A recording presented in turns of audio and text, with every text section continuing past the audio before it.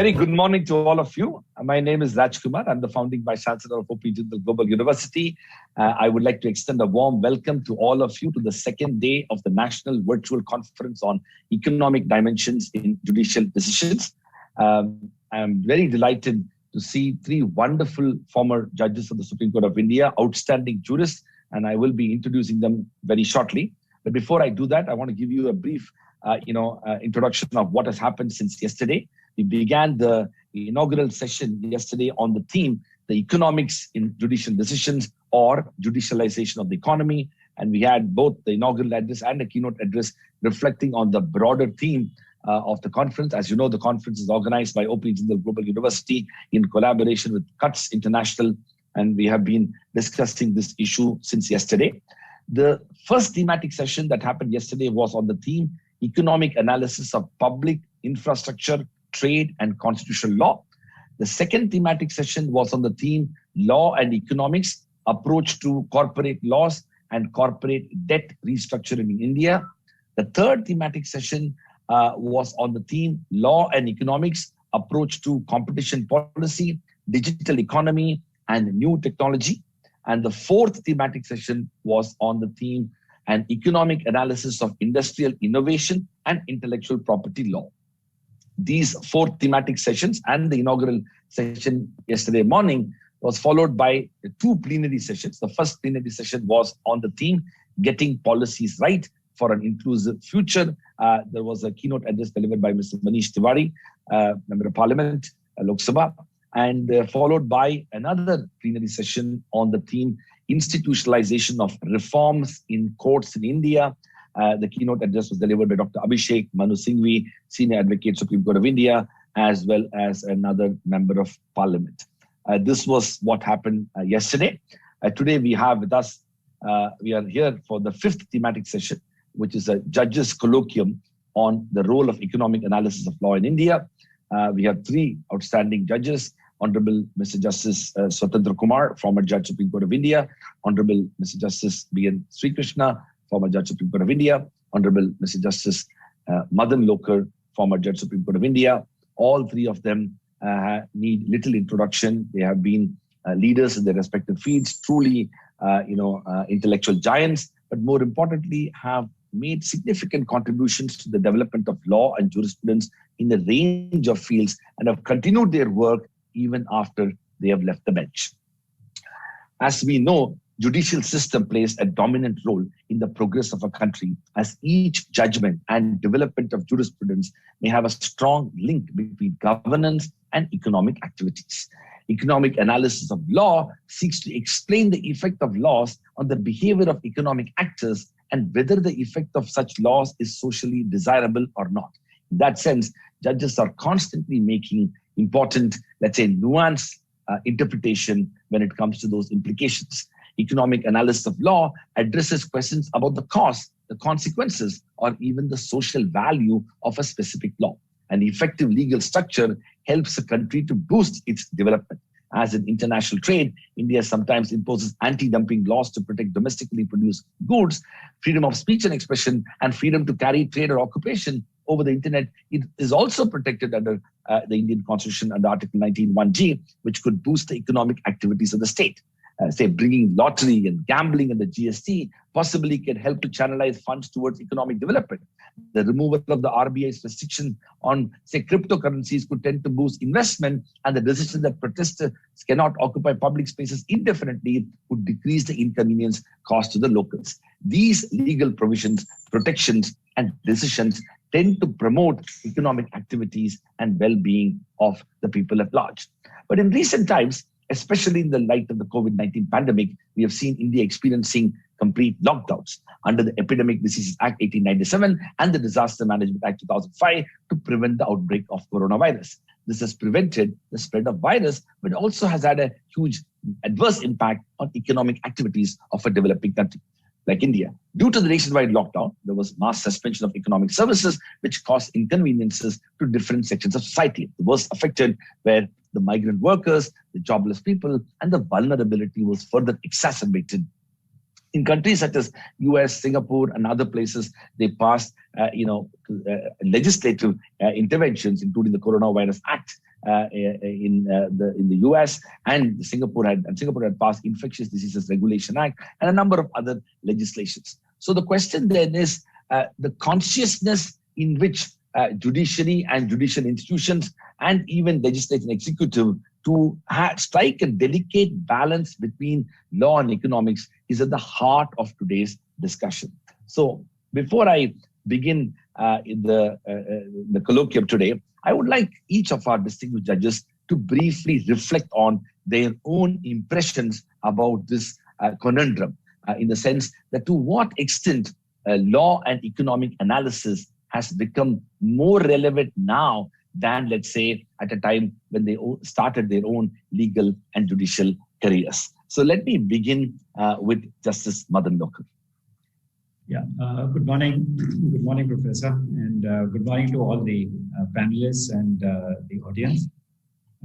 Today is fortunately a wonderful day, nice weather outside, and but we are discussing a very important subject about economic analysis. And my reflection on this really is that, I think right from the very beginning, when we are looking at land laws, land reforms, right from the 1950s onwards, there have been, some sort of an impact, some sort of an economic impact in judicial decision making, whether it pertains to big landlords, whether it pertains to small landlords, whether it pertains to tenants, tenure landholders, and so on and so forth. But today, the situation has changed in the sense that today we're talking about really very, very big business. Well, in the 1950s and 60s, if one held a lot of land, one was considered to be economically well off. But today we are talking about persons who are not only economically well off, but who are, super well off in that sense. Billionaires, multimillionaires. You can see that in Parliament, for example, where more than 50% of the members of Parliament are what are called crorepati's. So really, I think, lawmaking is going to take this bias, if it has not already taken this bias, which is in favor of, big corporates, multinational corporates within India and outside India. Something that was, debated in terms of land holdings in the 1950s. So we are seeing a very massive change. How it's going to play out, after this pandemic is difficult to say, because the pandemic has shown, at least that's what the figures seem to suggest. The pandemic has shown that, the rich got richer, the super rich got super richer, but those at the bottom of the ladder, economic ladder, were the ones who were very badly hit. We saw that last year in the migration of millions of people back to rural areas, back to their homes. We are seeing this perhaps on a smaller scale this year when the pandemic is ravaging the country. So how this is going to play out in the years to come is very, very difficult to say. Now, judicial decision making and legislative action must factor in all these issues. Looking not only at the the importance of corporates, their contribution to society, but also looking at the marginalized sections of society, those who were migrants, walking home for a couple of 1,000 kilometers. Also need to be taken into consideration not only by judges in the courts, but also by the legislature. I think this should really be the focus on the next couple of years. But like I said, how it's going to play out is very difficult to say. Thank you. Thank you very much. Thank you very much, sir, for setting the tone of the discussion. I'm going to now request Justice Sri Krishna to reflect on the theme, the role of economic analysis of law in India. Thank you. Morning to all my brother judges on the panel. Good morning to you, Raj, and all the viewers. Raj, the way I look at it is the first person to talk of economic activity being the focus of all human life was Karl Marx himself. The Marxists believed that nothing in life could be separated from the key thing, namely economics. Now that is one extreme of the Marxists. Now on the other extreme, you have the capitalist country like United States, where a judge like Posner believed that all law must follow economics. Please note that whether you approach the issue from the left or the right, economics is the key thing. I do concede that economic activity needs to be governed and balanced with human rights and human lives itself. Now, in this aspect, judges play a very critical role. Now, take a simple thing, whether tobacco is bad for human health and therefore it affects the human life. Alcohol, people believe is bad, some people believe it is good. Now, without any kind of quantitative research, as a judge, I cannot jump to this conclusion that alcohol is bad because I don't drink, or alcohol is good because I drink. I got to have some kind of quantitative research into how much of the ban is going to affect the human health, how much of it is going to affect human economic activity, how many people will be thrown on the streets, how many production establishments will have to shut down. Now, if I don't do this, I'll be just sitting there at a King Canute on the beaches and saying, waves, go back, and command the sea to go back. But 15 minutes later, the sea is going to lash back at me. This is precisely what is going to happen. Now, for example, it did happen. Take the question of how the alcohol was banned near the highways. What quantitative research went into it? Now, take, for example, tobacco has been banned by Parliament. I'm not a great votary for government activities, but I'm saying this. I assume that tobacco is not banned in this country, please note. The law only says you shall not sell tobacco products within certain specified limits of various institutions and under certain stringent conditions. Now, why was this made? Because I assume that there was some quantitative research, some economic analysis of the pros and cons of total ban and not banning it. Now, similarly, if the Supreme Court before, or any court for that matter, any constitutional court, before it takes a jump into the sea, must gauge what is the depth of the water. If it doesn't, then there is going to be infinite chaos, and that is going to affect people who are not intended to be affected by it. Now, sitting in Delhi, I might pass a judgment of the Supreme Court. If it had been purely inter partes, what I say will affect only two parties, one the appellant or the respondent, doesn't matter whatever decision it. But if it's going to affect the entire country because of Article 141 or otherwise, then it is time to sit back and reflect and say, should I or should I not jump? That is the take I have on the matter. Wonderful, sir. Thank you very much, sir. Well, I was waiting to go back to Justice Swatantha Kumar because, sir, you have been in a very vantage position, not only having been a Supreme Court judge before, but you later, assumed a very important role as the chairperson of the National Green Tribunal. And that's one area where you came in directly in conflict with the ability to, both government as well as industries to advance economic activity on the one hand, and the core and critical mandate of protecting the environment, and how does one strike a balance? What is your take on this? Well, good morning to my respected brothers, Raj to you particularly, and the entire audience. Firstly, I think what you are doing with Jindal University is a remarkable contribution that you have made, not only in India, but across the countries. I would just come on a very plain language.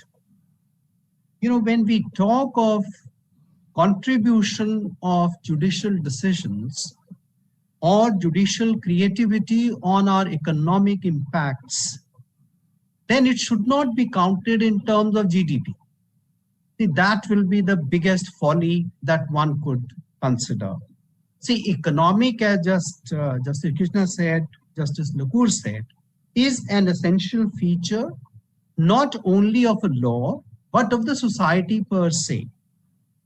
So once we are talking about the contribution of judiciary and its impacts on economic status of the country, we have to have a very diverse view.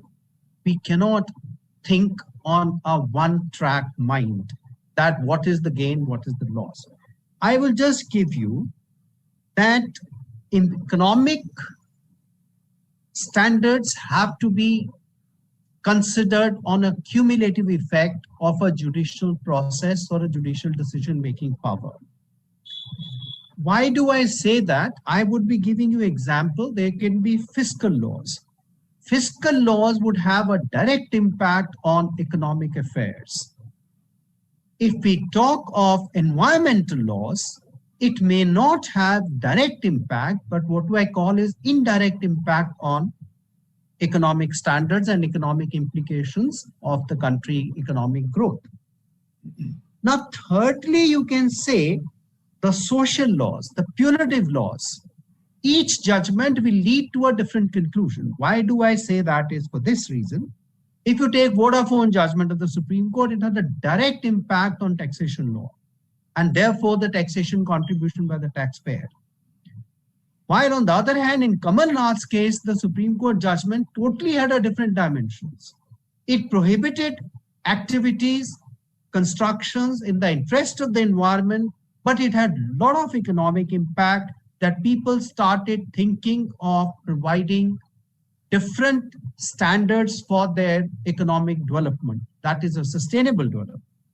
While in our case, if Kamal Nath judgment had not come, people would not have thought of environment, and therefore the entire industry, which is dealing with sustainable development, would not have come into existence. So that's, I think, the great contribution and impact of the judgments of the Supreme Court, which have been done. Now, when we talk of judicial creativity, that means the court is expanding the principles of law in order to meet the social needs. So it's not just the social needs. It's inbuilt element of economic need. For example, if you take any judgments that have been passed, even in relation to pandemics, they have been on the economic criteria. And then lastly, they lead to legislative actions. If you see, the judgments of the Supreme Court had led to legislative enactments, which in turn had a direct impact on the economic standards of our country.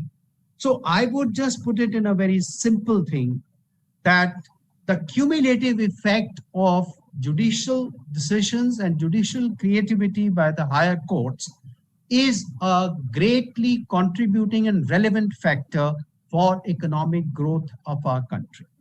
Thank you, everybody. Well, thank you very much, sir. I think this is a very, very good stage that has been set for the ongoing discussion. So let me now go into a bit of a deeper analysis of some of these issues. And I'm going to ask Justice Madan Lokur to begin with.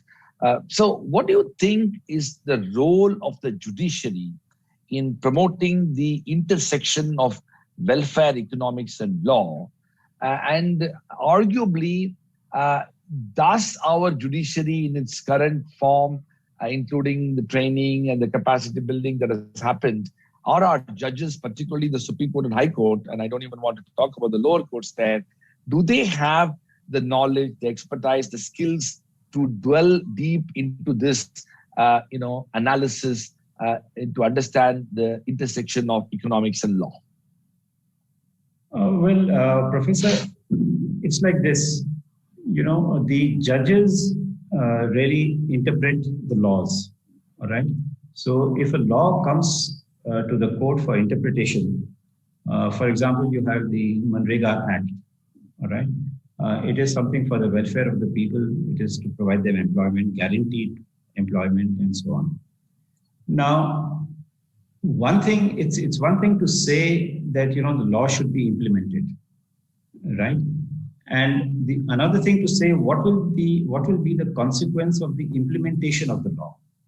Now, supposing, the act requires 100 days minimum guarantee.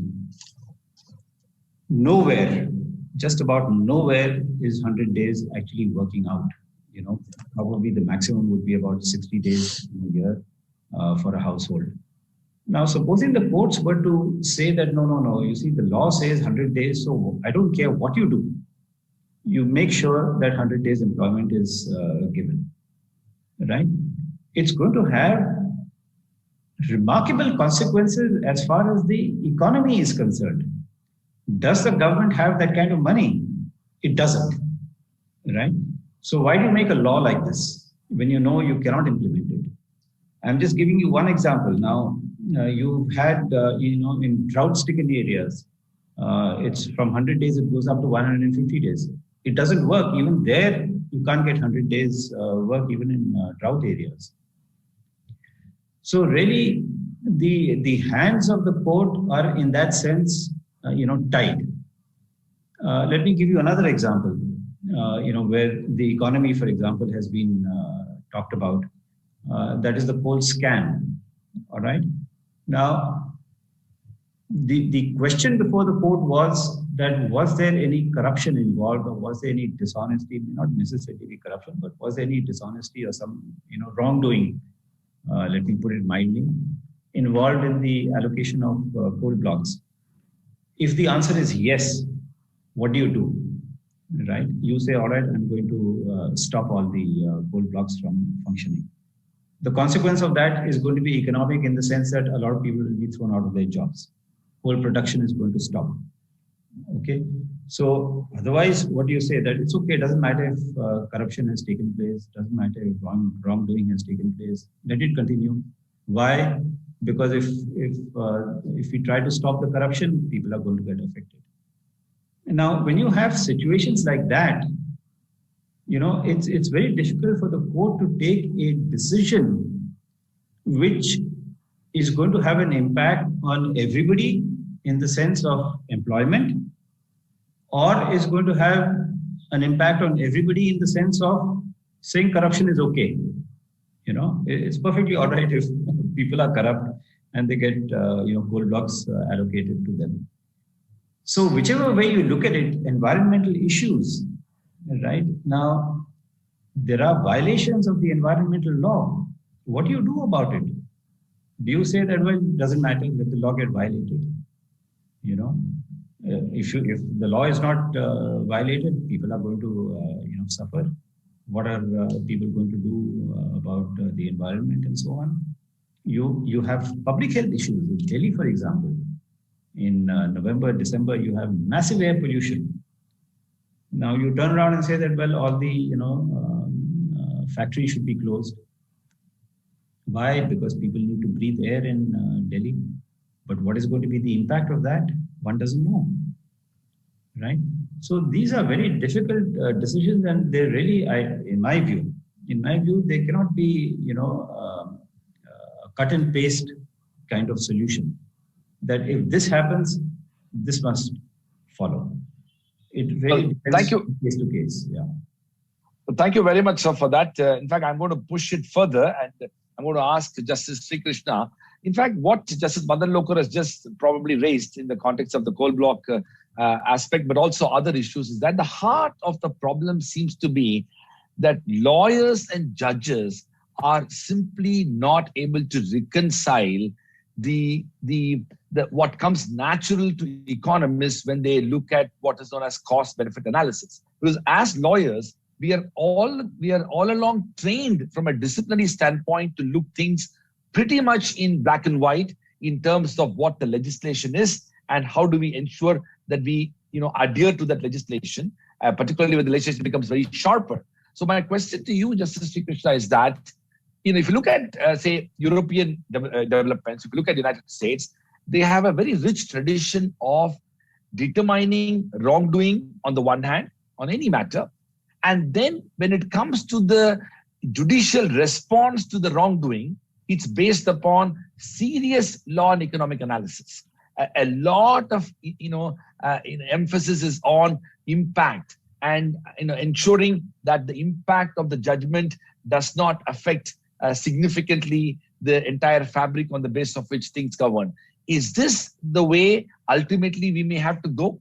Justice Sri Krishna. I think that is the way. Now look at what Madan said. let me give you another counter example. Take, for example, the minimum wages payable in the country. Now, that a person, that the state is obliged to make sure that the human beings don't lose their lives because of lack of economic activity is one of the obligations of the state. Now, particularly, you cannot allow employers to exploit, otherwise because of the rampant unemployment, a worker may be able to come and say, I will work for free, I'll work as a bonded labor. Why was all this possible? Because of economic oppression. Now, in order to say that, you have to pay a minimum wage. Now, the determination of minimum wage itself is a very tricky thing. It varies from track to track, it varies from place to place, from city to city. Therefore, you have got to go into a great economic analysis, find out what is the minimum amount of money required to a person to sustain his body, life, and a little bit of animal, human comforts. Compute it in terms of rupees, and then say this should be the minimum wage. Now, is a judge capable of doing it? I cannot sit in the Supreme Court or any other court and say, because the law seems to be very strict, that if you don't have the capacity to pay minimum wage, you shall shut down your economic activity. You have no business to run an establishment and exploit like labor. Therefore, before I say this can be done, I have to have some kind of quantitative research behind me. So that is, the court is never capable of doing that. Court can only, see, this is because traditionally, what is our concept of law? Our concept of law has been traditionally the edict issued by a sovereign, failing which is backed by a penalty, which is backed by a sanction. You breach it, you breach the law, and you are answerable in sanction. Now, the question is, you raised the right question. This is exactly the question that Posner repeatedly asks in his writings. He says, if you breach it, what is the consequence? If the consequence is death of human beings or some serious inroad into their fundamental rights or human rights, then obviously you have to jump in and protect it. But if it's a question of how it is going to affect the economy, then there should be certain amount of quantitative research and, as you rightly say, a balance sheet. Now, hey, look, take environmental laws. Environmental laws are intended to protect the human rights of human beings. Therefore, if I don't do it, so much of human rights will be lost. So much human life to be lost, human life will be threatened because of disease or whatever the pollution. But if I do it, then there is going to be economic activity. So somebody has to make a balance sheet of this and say, hey, look, it is this one that is better, it is predominantly necessary for which I am going to do. In this case, I will not do it. Now, this is a conscious decision which must be made. Now, if the judges of this country were to sit down and do this, they would have no time to deal with the other things. The routine matters of X versus Y will never be solved. Therefore, it is better that either you have an economic research wing attached to the Supreme Court or to the High Court, ask them to do it 24 hours, 7 days a week. And on a given issue, look at the solution that they propound, or look at the research that the report of the research, and then take a conscious call. This is exactly the problem. If you don't do it, then what happens is, yes, I sit here and give an edict and say, all the waves should go back. Looks very nice, people will clap. The newspaper will even report my picture in the newspaper. On the TV, Raj will also give me some kind of an applause. But tomorrow morning, what happens? I love that book by Arun Shourie. I don't know whether you have read that book. Beautiful analysis of all the Supreme Court judgments, starting from your Bandhava Mukti, saying what is happening on the ground. It is happening like that because there was no quantitative research. Had anybody calculated the immense harm that is going to be caused to human beings as a result of the judgment, forget the economics. See, economics is not something in the air. It's not something that's dealt with only by the Babu sitting in Reserve Bank or in the North Block or South Block, whichever that block is in Delhi. It is something that affects me on the ground, something that affects every citizen on the ground. So that is the analysis which has to be made. How many people are going to be affected, to what extent, by this kind of decision being taken is absolute sine qua non for me. If you don't do this, then we are just sitting like Canute and passing judgment. That is my take on the whole issue, and that is my answer to it. Therefore, I come back to the first question you propounded. A balance sheet is absolutely necessary. Now, if the balance sheet is done by the judge, lovely. That is the best thing that he could have done. But if he has no capacity, if he has no competence, if he has no assistance to do the balance sheet, then he should be very hesitant then the right thing to do is the traditional method by which the judges used to operate. Tell the government and say, we don't agree with what you have done, redo it. And leave it for the government to do it, because the government, at least in theory, has a lot of capacity to do it. A lot of competence backed by experts to do it. That's the way I look at it. Thank you very much, sir. Let me move to Justice Swatantra Kumar. Sir, I'm sure you are obviously very familiar with the discussion that we are having in your work, as particularly as chairperson of the National Green Tribunal. My question to you is that when you do that, and I'm pretty confident that with the NGT was beautifully structured with expert panel members and judicial members. In those debates and discussions, when you make those judgments and interventions, to what extent a nuanced understanding of economic analysis is brought to bear when determining particularly, let's say, closure of industries, for example, or complete rejection of development planning or development projects? To what extent all or nothing, as opposed to some or more type of analysis is made?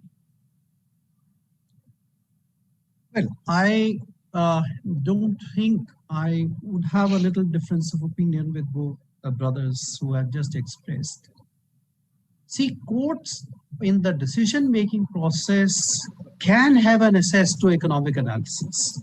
I don't think it is prohibited or judges are incapable of understanding economics. I'm sure that there are judges who are tremendously competent on economic principles. What I am trying to say is, I would put it in two ways. One, in relation to environment, since you have put a specific question, and second is with regard to the generic terms.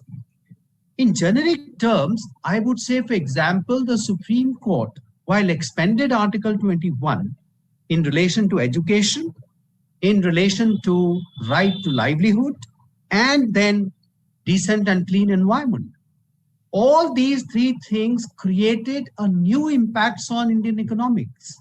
It was not, who thought of education going up compulsory, therefore consequentially infrastructure, teaching staff, generating employment, then educating people in your country so that they can participate in better livelihood of their own. Similarly, when they said about environment, the moment the Supreme Court emphasized on that it's a fundamental right to have a decent and clean environment, the outlook of the government changed. So as Justice Harikrishna said, the government has started thinking in terms of positivity on environmental concept, hence impacts on, you have to put up treatment plants which nobody thought of ever. So the whole mechanism on that changed the concept of economics as far as the environmental laws were concerned. Secondly, I would make a mention about the concept by courts. This was not only by the environmental courts like all over the world. It was, I think, Indian Supreme Court and Indian High Court deserve a compliment. They were complimented for being so rich in their implementation of environmental laws. The compensations were imposed by the Supreme Court, the High Court, and then National Green Tribunal. The compensation imposed was running into crores. So this obviously, that crores were not spent just as a punitive measure.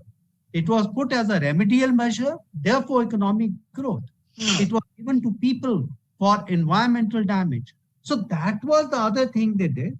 And a compact of economic study has a very relevant consideration. For example, in Yamuna judgment, every penny to be spent on the project was calculated through economic committee. So it was not that the courts or the tribunals are totally foreign or alien to economic fundamentals.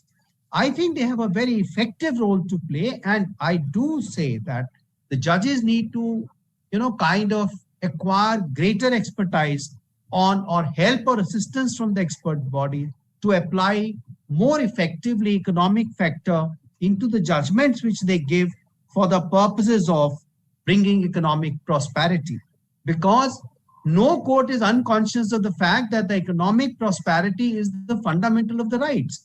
If there is no economic prosperity, what will your fundamental rights do? If you don't have the funds to give it to them, for example, today we are talking You don't have an oxygen. So what kind of a right are we talking about? So what I am trying to say is that role of courts is very relevant in economic growth of a country. And I think the various factors would come to the rescue for the purposes of giving effective and implementable judgments of the courts. Thank you. Well, thank you very much, sir, for that fascinating exposition. And we are, of course, live on Facebook and YouTube. For all those who are watching from India and beyond, please send in your questions, and I'm going to get those questions to our distinguished judges shortly. Let me move to Justice Madan Lokar. Sir, I think in 2017, we had the Shiv Shakti Sugar Mills case in which the Supreme Court said, and I quote, the court needs to avoid that particular outcome which has the potential to create an adverse effect on employment, growth of infrastructure or economy, or the revenue of the state. And it further said, India is on the road of economic growth. In such an environment, it becomes the bounden duty of the court to have the economic analysis and economic impacts of its decisions, unquote. Now, can we say that this analysis or this reflection that the Supreme Court of India has had, let's say in 2017, is a significant evolution from the early origins of responding to issues that will impact economy? Yes, certainly. I think there is a sea change. There's no doubt about it. But, Professor, I think let's not, kind of sandwich the court into this entire issue. The court is one of the institutions, right? Now, judges Yes. are well equipped, as Justice Arvind Kumar said. I mean, it's not that economics is something new to them. I'm sure they have at least some basic knowledge of economics and so on. But what about legislatures? Does Parliament think about all this? They have standing committees. When they enact a law, do they not realize or do they not look into the economic impact that a particular interpretation may have? Or why are they doing a particular thing? What about the executive, who are going to implement the laws? Do they not know, what is going to be the impact of a law which Parliament is likely to enact when they, give the information to Parliament, or when they give the information to a standing committee and all that? So it's a role that everybody has to play. And to say that, well, because the court has given a particular interpretation, therefore this is the consequence of that. But the court is not the one which enacted the law. It's somebody else who enacted the law. Did not that person who enacted the law, Parliament, think about all this? What about the role of the executive? Didn't the executive tell Parliament that, listen, this is likely to happen if you do this? So let's not, think that if the economy has to function, the courts have to look at everything. They must be fully equipped. Yes, they should be fully equipped. But prior to their getting fully equipped in interpreting a law, there are two other players who need to be fully equipped, and they are the ones who are supposed to guide the court. So let's. I think it's a very, very important perspective. Sorry? Yeah. No, sir, I said I entirely agree with you, and it's an absolutely critical point, because one of the things that we end up doing is that since there are huge social expectations generated out of the functioning of the courts in particular, given the fact that it not only has the power to adjudicate, but also it has the power to challenge, question, and even invalidate actions of both legislature and executive, that creates an additional burden and expectation on the part of the courts. But I totally agree with you that this type of analysis should be equally mandated within the context of the functioning of both the legislature and the executive, sir. Now, let me move to another dimension to it. And Justice Sri Krishna, I would like your reflections on this. Now, I think there is large consensus, at least in the panel, that we need to have this analysis. And as Justice Swatantra Kumar said, there are a number of judges who do have it, and we can improve and increase their expertise, and the recent jurisprudence is going in that direction. My question to you is that, what are the constraints faced by the judiciary in undertaking an economic analysis of law? Are there any, let's say, moral, constitutional, legislative capacity or practical constraints which impede and inhibit and affect such an analysis to be possible? Does the economic analysis of law also pose a challenge to traditional approaches towards interpretations of law that our judges are usually trained, and how can we overcome this? I've been a judge in 3 courts. At no time did I find that the courts were so well funded that they could have a research wing to do research on any topic of interest. Least of all, we would be happy if they released our pay allowances and administrative money required on time. Apart from that, look, it requires a massive expenditure. For example, economic analysis would require collection of data. It requires a carefully structured survey. Now, I'll give you an example. Take, for example, the 2G case. Very simple. On account of some administrative goof up, you say the action is bad. So by one dictum, you say that this is bad and I strike out the whole thing. 128 licenses were cancelled.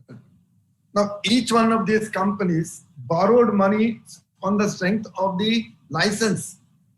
Who paid the money? Banks paid them. Why? Because it was a rich business and they knew they would get it back. Now, what analysis had gone into it to examine how much of money was really raised on the strength of 2G licenses? How many such licenses are there? Apart from that, how many of the companies were really unqualified for the licenses? It is not that all the 128 were incapable. It's not that all the 128 were economically bad or because of some other vitiating factors. Now, what analysis, at least in the judgment, I don't find any. I do not know if there is any analysis done anywhere else which is kept unpublished. Now, as a citizen of this country, I read the judgment. I know that by one sweep, you have cancelled 128 judgments.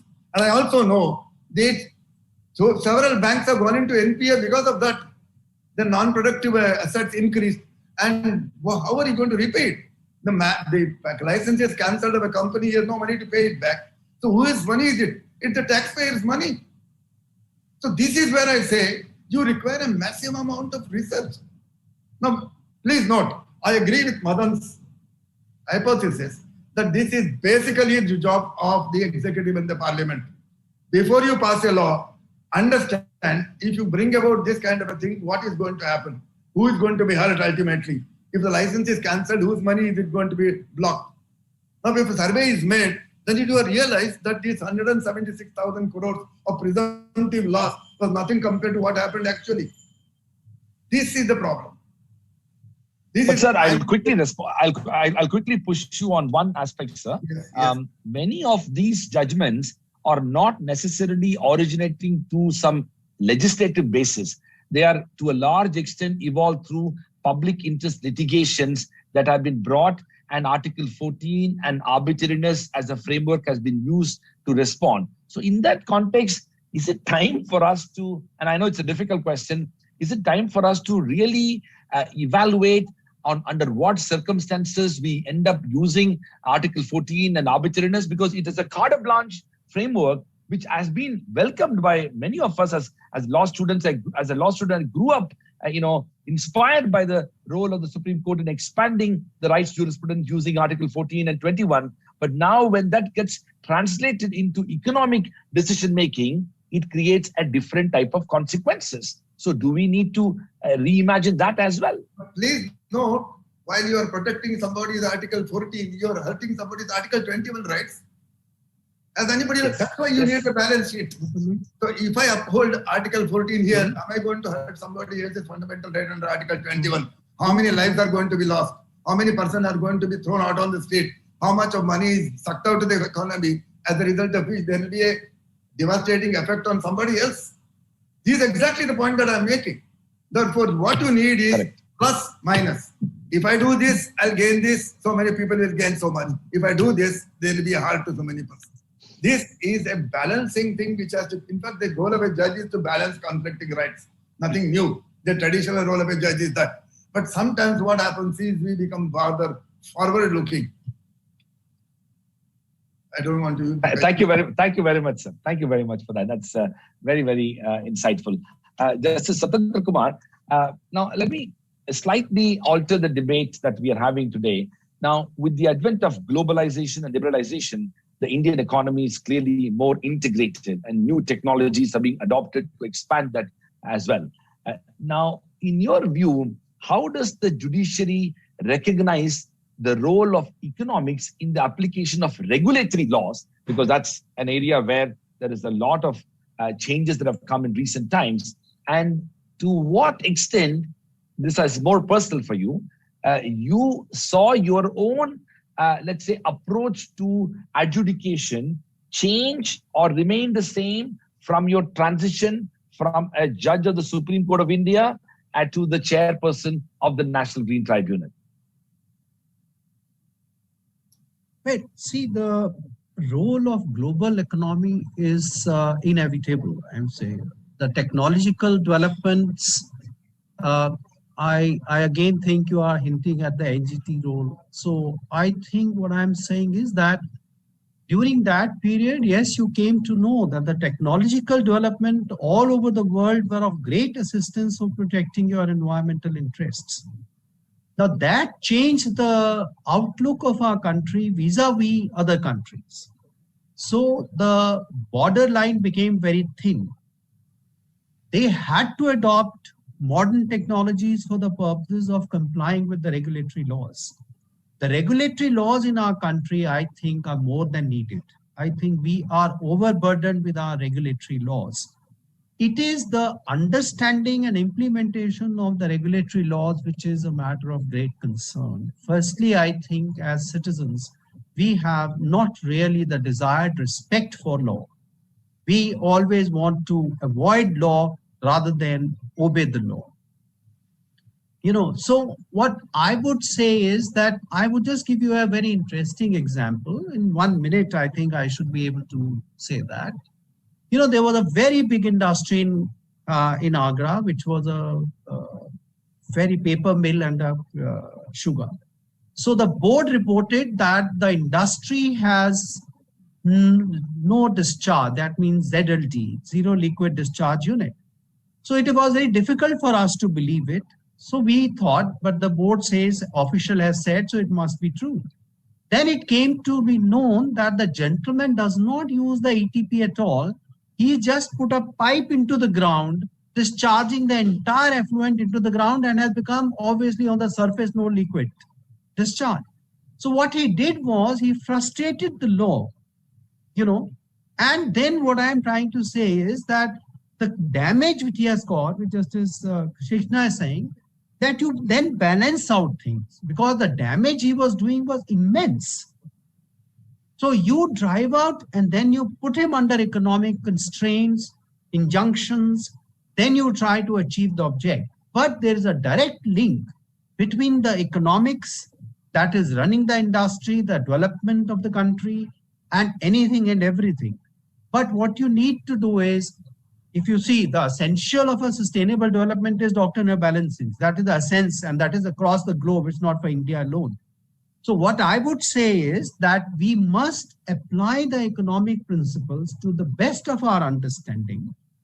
And unless and until, now, in Korea, I was an institute, which was pre-legislative active institute that used to conduct economic data, social data, field data, prepare a draft, give its, either way it's do's and non-do's, then that will go to the pre-legislative assembly committee, then it will go to the legislature. So by the time it reaches the legislature, the executive and the research field has been completely done, which I think I would fully agree with my brother Madan. I think we lack a lot on that count.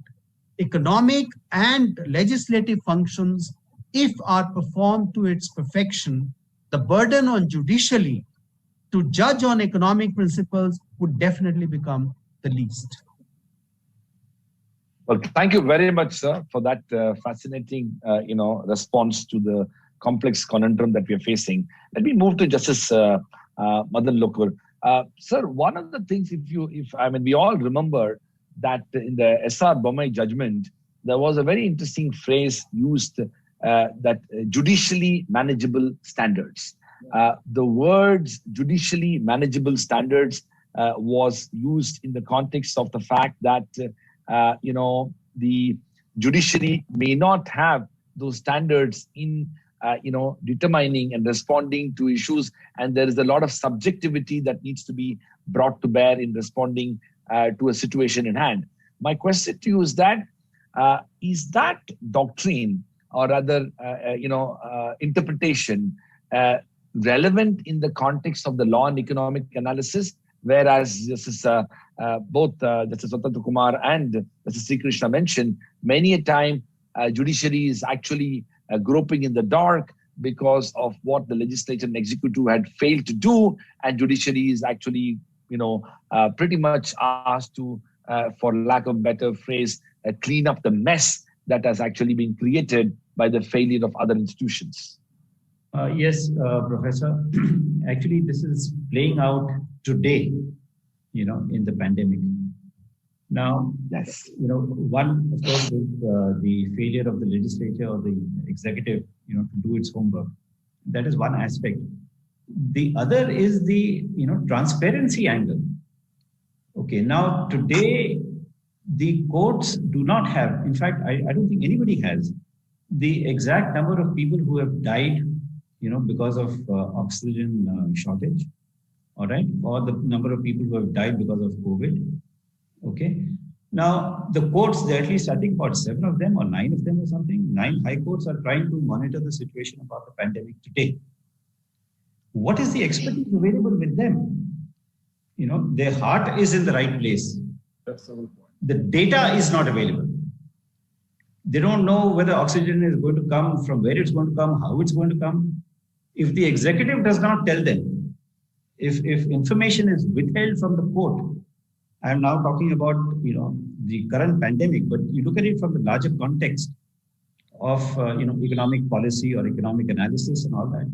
If information is not given to the court or is withheld, how is the court going to take an intelligent decision, or how is it going to come out with something which is a judicially manageable standard?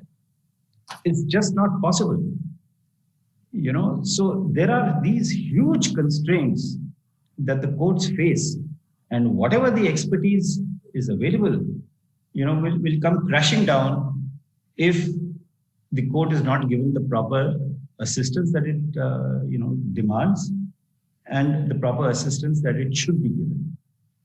So we are seeing that being played out today, right?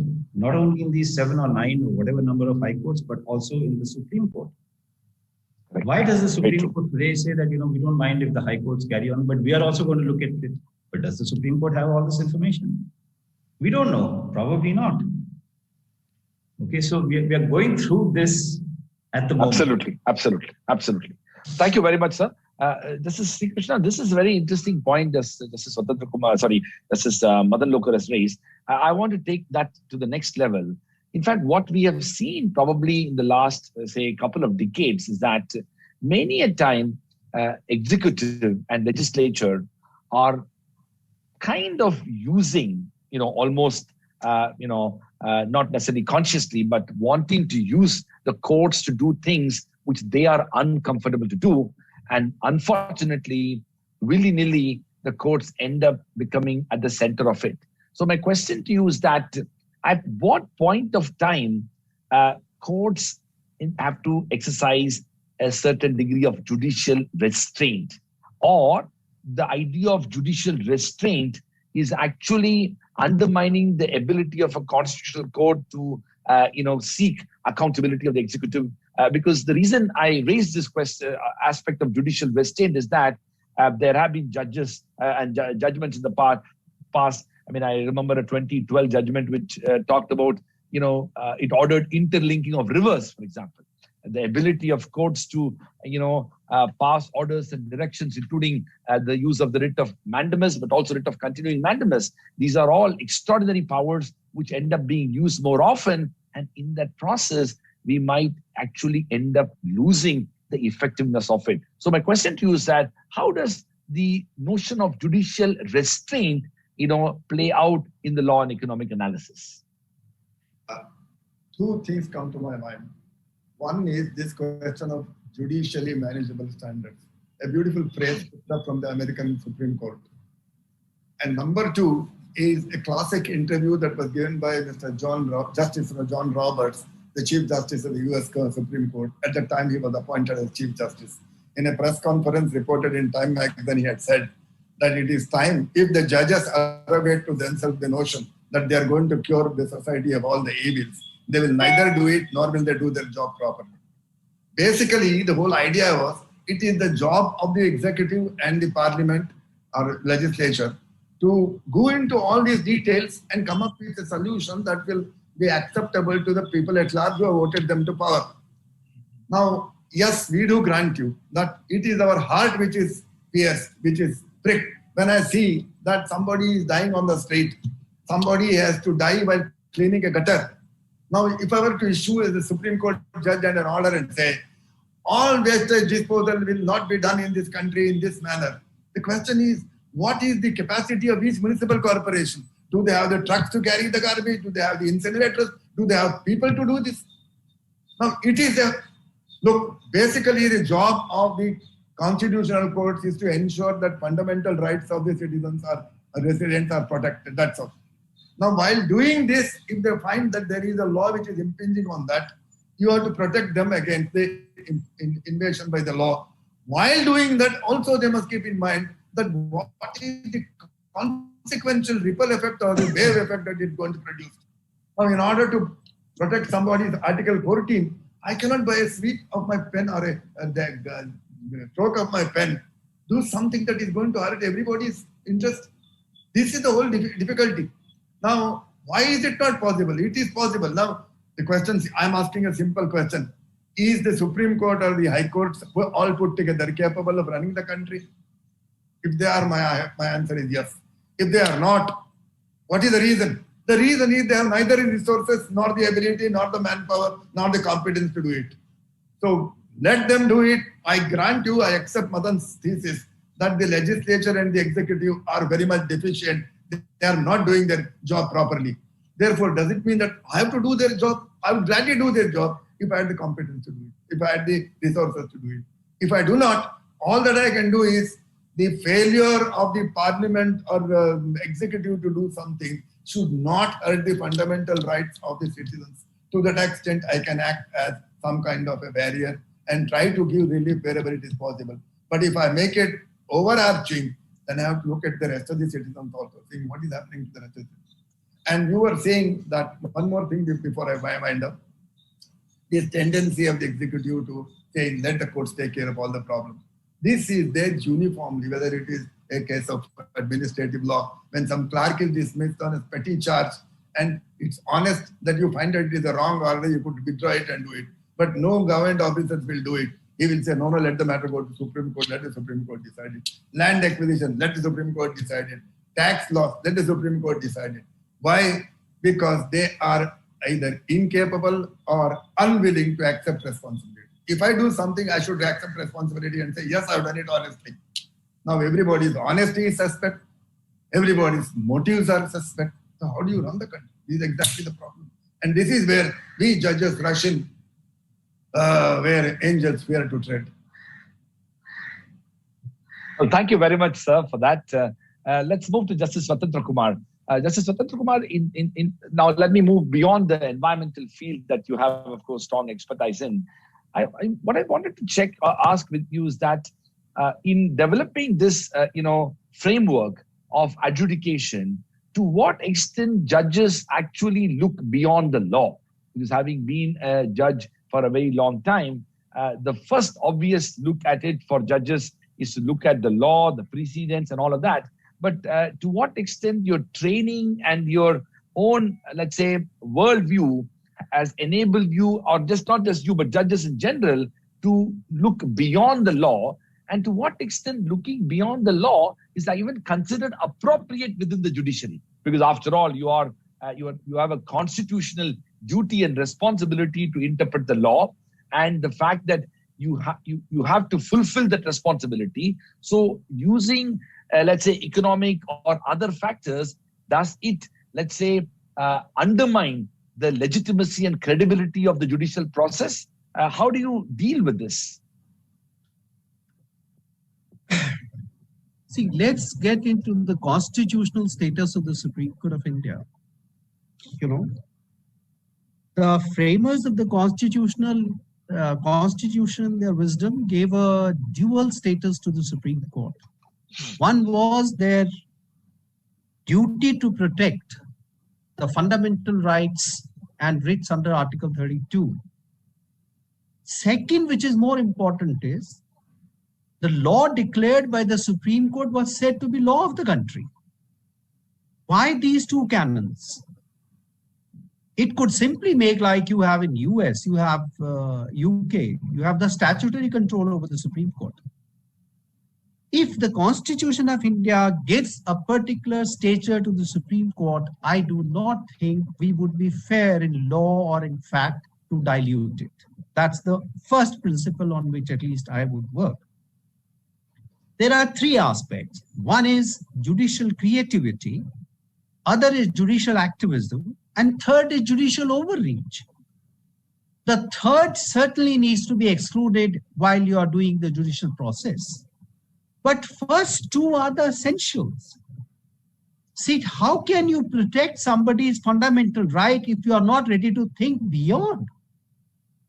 If you are not ready to consider, now Justice Shri Krishna gave the minimum wages example. Now, it doesn't matter if an economic committee has recommended to you that the minimum wages should be X. If you feel that the X is impossible to be achieved and it will deny you the right to livelihood, certainly you should interfere. Therefore, it should not be an embargo on the constitutional powers of the Supreme Court or the High Courts. It should be in aid of the justice. What is your function? Your function is to do justice to people. Now, justice sometimes can lead to some inconvenience to some people or a group of people. But that doesn't mean if the larger section of the society in terms of law needs something and it is going to cause a prosperous section of the society inconvenience, let it be so. How does it matter? That is how you balance it. The balance is not what just now said was rich should become richer and the poorer should keep on becoming poorer. That is against the very spirit of our preamble. How do you give social, and they wanted to give social, economic and judicial protection to the citizens of India. So that is how so I do not think by any standards the court should feel shy. Yes, court should be willing to learn.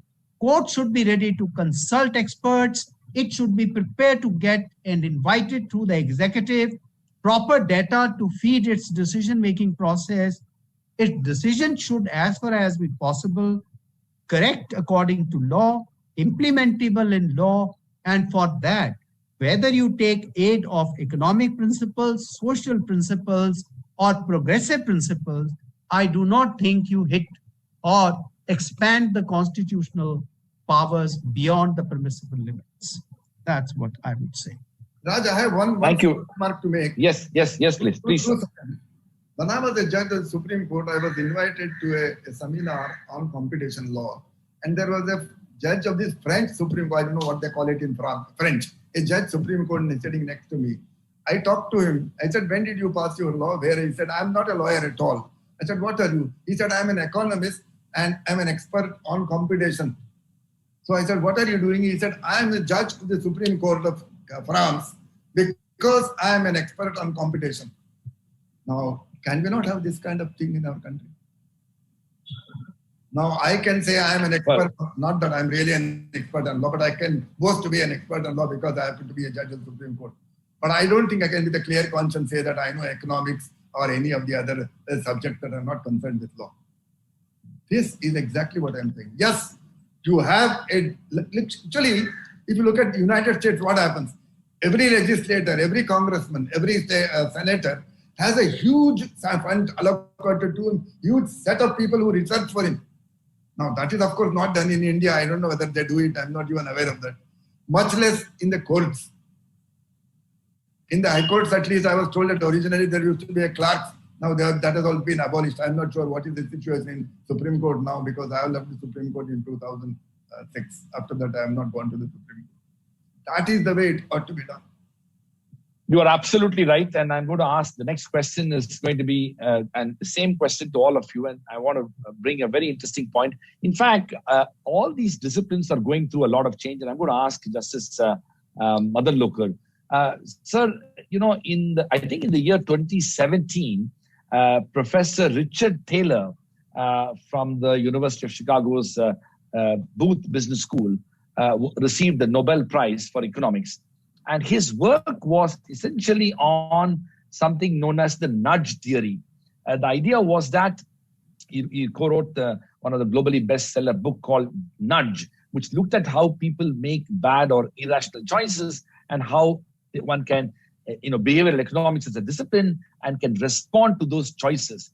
My question to you is that, to what extent, let's say, law, for example, and adjudication can rely on theories and developments in other disciplines, including, for example, the theory of nudging in adjudication, and not to only focus on the all or nothing fashion of judicial interpretation, but to recognize the complexity when it comes to adjudication, particularly on matters that will have significant economic consequences. In a way, my question to you is that, are our judicial institutions, or for that matter, a legal framework, open, or to what extent are they prepared to respond to these changes? Because frankly, even economics as a discipline was not ready till the work of people like, Thaler.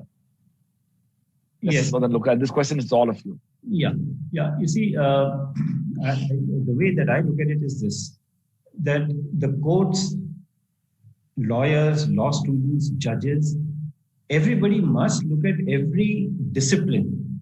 Okay, it can't be in a silo kind of a thing or a watertight compartment. Let me give you one example. Justice Swarendra Kumar had mentioned about committees and all that. Excellent idea. Now, you look at, the judgment of the Supreme Court in Rural Entitlement and Education Kendra, 1986, about the environmental damage being caused to the Mussoorie Hills by limestone quarrying. The Supreme Court appointed 3 committees, to see the impact of the quarrying. Now, those 3 committees looked at the environmental impact, not the social impact, not the economic impact. Okay. So now, would the decision of the Supreme Court have been different if the economic impact had been considered? I don't know.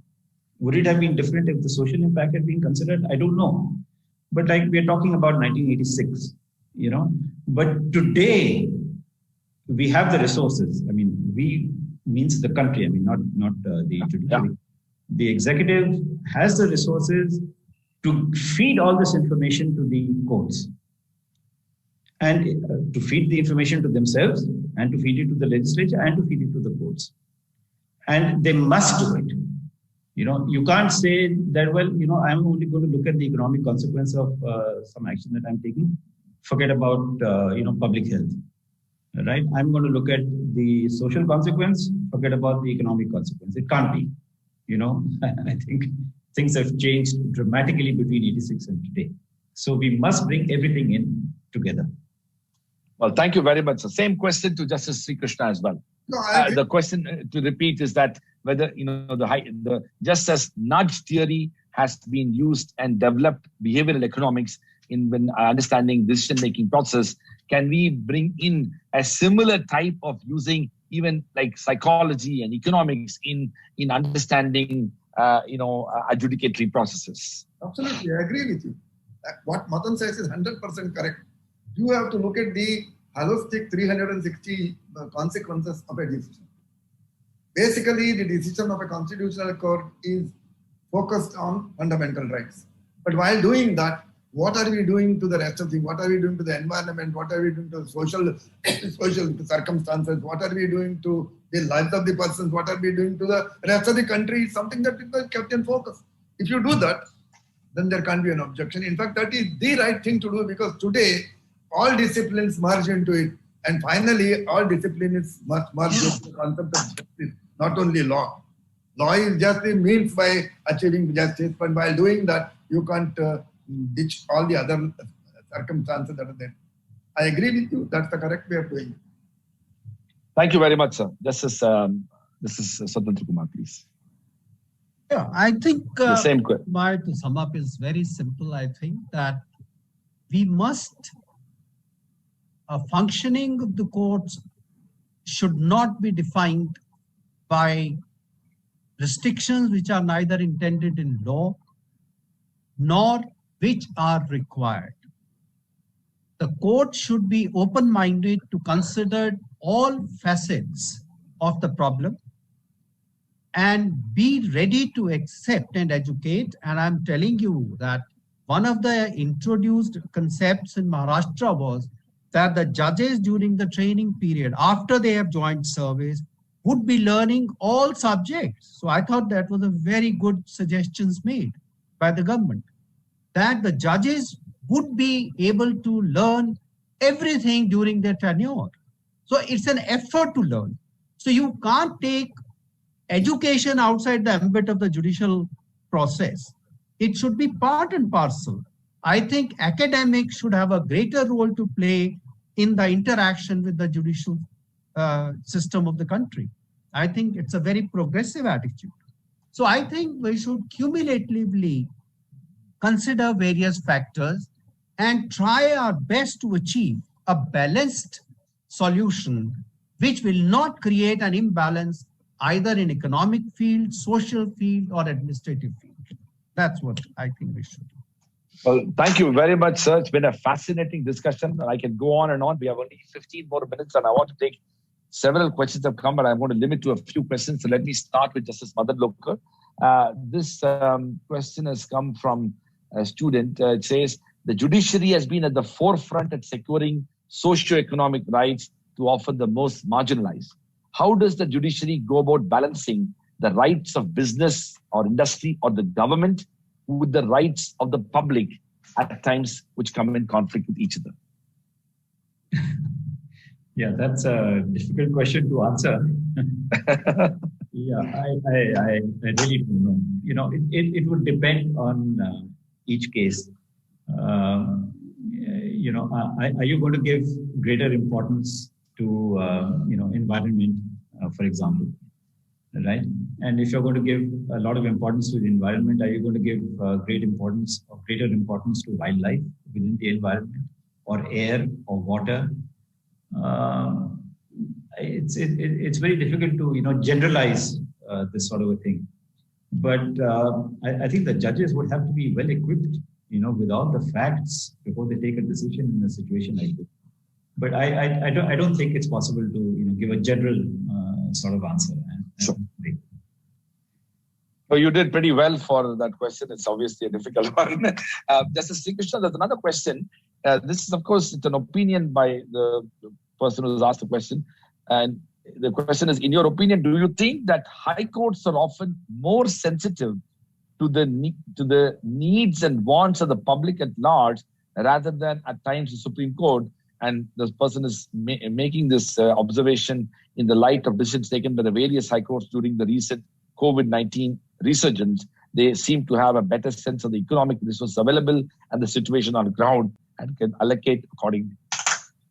Perhaps that may be true because the high courts are in the midst of a state and they know they have the pulse of the state in their hands, and the extreme distance between a state or the locality in a state and the Supreme Court might really not give them complete information of that. Sitting in Mumbai, I know what is exactly happening in Mumbai, but sitting in Delhi or elsewhere, it may be difficult to get a ground view of what is happening. So to that extent, it may be true, but not necessarily true in all cases. I wouldn't agree it as a general principle, but in certain circumstances, for example, if you are dealing with a local law, which person is better equipped to understand the Bombay Rent Act than a judge who has run through the Bombay Judiciary or the Maharashtra Land Revenue Act? Or like in Uttar Pradesh, some other law, and in Kashmir, some other law, in Kerala, some other law. People there have grown up with it, so understand it better. Ultimately, the matter will have to go to the Supreme Court. The Supreme Court will decide it. But then the person who has done it has a better equipment of the whole thing. Thank you very much, sir. This question is to Justice Swatantra Kumar. The question is cost-benefit analysis, or as some of you mentioned, the balance sheet approach, a solution to many of the challenges that are being discussed? And if it is the case, why are we still missing it? Is it the problem of human capacity, or are there institutional challenges and limitations to implement the cost-benefit analysis across the board? In a way, NGT is much more suitable, but why not the courts as well, is the question that is being asked. See, I don't think so that the balance sheet principles should be applied stricto sensu, in the sense that that should be the sole criteria for adjudication. I would frankly not agree with that, because normally your economic interests are in conflict with the constitutional rights. For example, whenever you will see, there will be a conflict between development and the environment. So you have to balance it out. You can't make economic factor as the basis for determination. Similarly, when we talk of right to life, as it will have a conflict with the industrialists. Minimum wages, it will have a conflict with the industrial group. So therefore you have to draw out a balance. I don't think you can say that the balance sheet in a given case should determine the fate of that case. I don't think economic principles is the sole criteria for determining judicial adjudication. Thank you very much, sir. This is Madan Lokot. There's a question about the issue of healthcare. A contemporary issue is the issue of healthcare, and as can be seen by the current scenario, there is a need for massive overhaul of the healthcare system. This requires a deeper understanding of the interlinkages of economics and law. How can the judiciary help, especially with the need for striking balance in the public health system? Yeah. Okay. The way I look at it is this, that issues of public health are issues that are concerning the entire country, right? And I agree with Justice Sri Krishna that, the courts are not well equipped to say that, well, this is what should be done, that is what should be done. We need 1,000 beds in Delhi, but we need 2,000 beds in Mumbai. That's not the function of the court, and the court cannot do it. But I think this opportunity should be taken. I mean, this pandemic, or the crisis that we are facing today, should be taken to tell the executive that, listen, you guys have got to do your job. Don't just say that I'll go to the court, let the law take its own course. I can't take a decision, but if you want, you go to the court, let the court take a decision. Don't do that, At least definitely not in issues of public health and so on. Parliament sat for just a handful of days last year. Okay, no legislation. You've got legislation. You will see in the United States. You've got legislation. In England, because of the pandemic. What are we doing? We're looking at 1897 Epidemic Diseases Act. Why did we not legislate? So I think this opportunity should be taken. It's an unfortunate opportunity that has been placed before the courts, but I think this opportunity should be taken to tell the courts, to tell Parliament, and listen, you guys have got to do your basic job of governance. And then, if there's a problem, come to us. But don't come to us as the first resort. Thank you very much, sir. Well, there are several questions, and we should wind up. I have one last question to all of you, and each one of you, I'm going to start with Justice Swatantra Kumar. So for all those students who are watching this program and across the country and beyond, what would you like to tell them particularly the ones who are aspiring to become a judge, what kind of, let's say, qualities and expertise and knowledge and perspectives and skills that they need to develop with a view to aspiring to becoming a judge, because you have all, had your own role at your time. But as we saw in the last an hour and a half discussion, how the world of law has become more complex when it comes to the kind of institutional expectations generated for the need for bringing in different types of analysis, including the law and economic analysis. So what is your message to the law students? What should they be doing now with a view to becoming a more holistic, engaged, effective judge in the future? I think the law is complex today. The profession of law is even complex more than that. So it's definitely very competitive today but then it provides you a tremendous opportunity. My request to the young blood today is, which I normally call, is the 3H principle. So be humble, be hardworking, and be honest. Once you do these three things, and God being with you, whether you become a judge or you become a lawyer or you become, a corporate lawyer or you become an arbitration specialist or whatever, I think it will primarily depend upon your attitude, and you must judge yourself what appeals to your conscience the best and stick to that and go for your aim. Thank you very much, sir. Justice Sri Krishna. A question like this was addressed to a Chief Justice in England as to what qualities would he prefer in a judge, and he answered it very beautifully and said, basically, he should be a gentleman. He should have a liberal education. He should know music. He should know literature, a little bit of literature, blah, blah, blah. So they asked, the person who was asking the question said, but what about law? He said, a little bit of law also helps. So I would say, yes, you have to have an all-rounder ability, and a little bit of law also. My father used to say, be a jack of all trades, but be a master of one. So be a master of the law, but be a jack of all the trades. Understand economic implications, understand the technology that goes into it, understand social justice. Well, you'll be a good lawyer, you'll be a good judge also. And as a lawyer, I have the 3C principles, which I have adopted from Supreme Court judgment of the United States. One is to the court, to the client, and to your conscience. If you have all the three, you'll be a good lawyer, and consequently, you'll be a good judge. Thank you. Thank you very much, sir, for that. Justice Madan Lokar, you will have the last word on that. Yeah, there's a law student who had asked this question to Justice Felix Frankfurter, right? And Justice Frankfurter gave a detailed kind of a reply as a letter. I was trying to locate it quite some time back on the internet. I was not able to locate it, but with great difficulty, I did eventually locate it. So I would request, the questionnaire and the person who's asked the question and several others, try and look. But this is my question anyway, sir.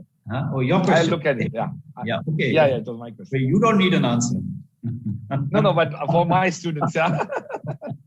But I will look at that, sir. That's very interesting. I'll look at that. It's a beautifully written letter, and it just encompasses everything that we have actually discussed today.